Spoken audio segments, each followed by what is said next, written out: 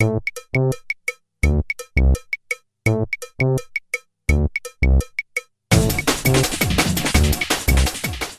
voudrais d'abord que vous commenciez peut-être par nous expliquer pourquoi avoir choisi l'optimisme. Alors Bernanos disait que les pessimistes sont des imbéciles et les optimistes des imbéciles heureux. Donc j'espère ne pas être un imbécile heureux et je pense qu'il ne faut pas voir tout avec des lunettes roses, bien sûr. Mais je suis quand même très frappé de l'espèce de sinistrose qui frappe notre pays depuis des décennies d'ailleurs. Il y a des conditions objectives, chômage, et notamment le chômage des jeunes, la défiance de notre société vis-à-vis de la jeunesse, qui est absolument incontestable. Mais il y a aussi un mal plus profond qui remonte sans doute à notre défaite, qui paraît oubliée maintenant, de 1940, mais qui a beaucoup marqué notre pays. Et on passe sans cesse d'une forme d'arrogance qu'on nous reproche, et à l'inverse d'une autoflagellation, comme si notre pays n'était plus capable de rien. Voilà. Moi je pense qu'il faut avoir les yeux ouverts, comme toujours. La France n'est pas foutue, mais la France doit se réveiller, tout simplement. Et je pense qu'on doit notamment, et je ne dis pas ça parce que je suis en face de vous, et je ne dis pas ça par démagogie, mais je pense qu'on doit faire confiance à sa jeunesse.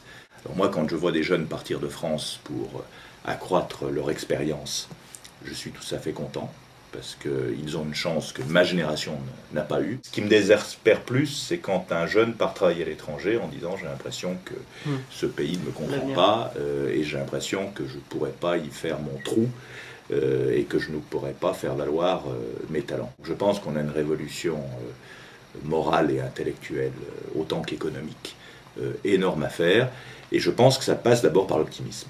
L'optimisme, c'est pas seulement un état d'esprit, c'est aussi une question de volonté. Parce qu'on a tous, chacun et chacune que nous sommes dans nos pauvres vies, toujours de tas de bonnes raisons de baisser les bras. Je crois qu'il faut surmonter tout ça et envisager notre avenir avec optimisme et réalisme. Comment vous avez commencé justement votre engagement ? J'ai toujours été passionné par l'histoire, par le fonctionnement du pays, par la politique. Mais à l'époque, quand j'avais 18 ou 20 ans, je ne pensais pas être un jour candidat à des élections. Je voulais travailler pour l'intérêt général, et c'est pour ça que j'ai embrassé une carrière de haut fonctionnaire, alors que rien ne m'y conduisait familialement, étant issu d'un milieu paysan et commerçant. Et puis après, à 33 ans, j'ai décidé de me présenter au suffrage des électeurs, mais ce n'était pas un rêve de petit garçon. Ce qui me navre un peu, c'est que cette notion d'intérêt général est en train de disparaître. Vous voyez beaucoup de hauts fonctionnaires, qu'ils soient généralistes ou ingénieurs ou techniques, qui rentrent au service de l'État avec l'idée de le quitter bien vite après pour exercer des missions utiles mais mieux rémunérées. Et s'agissant de l'élection, nous avons beaucoup de mal à attirer des gens nouveaux. Alors quand on dit des gens nouveaux, c'est des jeunes, mais pas forcément des jeunes, mais des gens qui ont eu une vie professionnelle normale et qu'on souhaiterait attirer à la vie politique et qui n'y viennent pas, tout simplement parce qu'ils trouvent que c'est beaucoup trop de contraintes. Et donc je trouve qu'il y a de plus en plus un repli sur la sphère privée, où vous avez des mobilisations qu'on dit citoyennes dans le jargon actuel, sur des sujets précis. Et après, quand on dit à ces gens, l'année prochaine, il y a des élections municipales, donc si vous n'êtes pas d'accord avec ce projet de votre maire, faites une liste et présentez-vous aux élections, ils disent non. On réagit quand il y a quelque chose qui ne nous plaît pas, mais on n'a pas envie d'être candidat à quoi que ce soit. Et ça, il faut faire très attention. Regardez les péripéties de l'UMP l'année dernière, ou celle du Parti Socialiste il y a 2 ou 3 ans, pour désigner leur patron ou leur patronne. J'ai calculé que pour élire le premier secrétaire du Parti Socialiste ou le président de l'UMP, il fallait moins de voix que pour élire 2 députés. Ce qui veut donc dire que les partis ne sont pas représentatifs et que les Français ne s'engagent pas assez.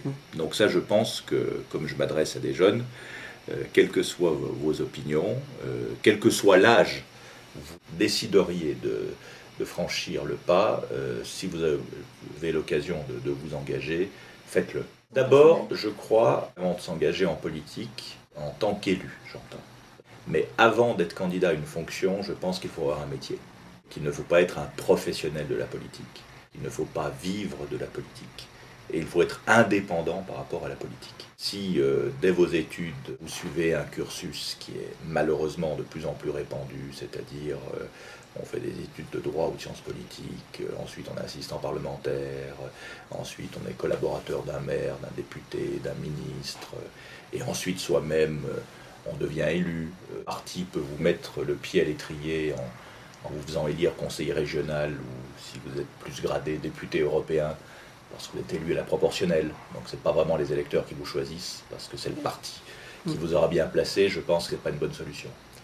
Je pense qu'il vaut mieux d'abord avoir un job, avoir exercé 5, 10, 15 ans, un métier, et ensuite rentrer dans la vie politique au sens électoral du terme, parce qu'on peut dire merde, excusez-moi l'expression, mais quand on veut, à n'importe qui. Et ça donne une indépendance qui est absolument essentielle.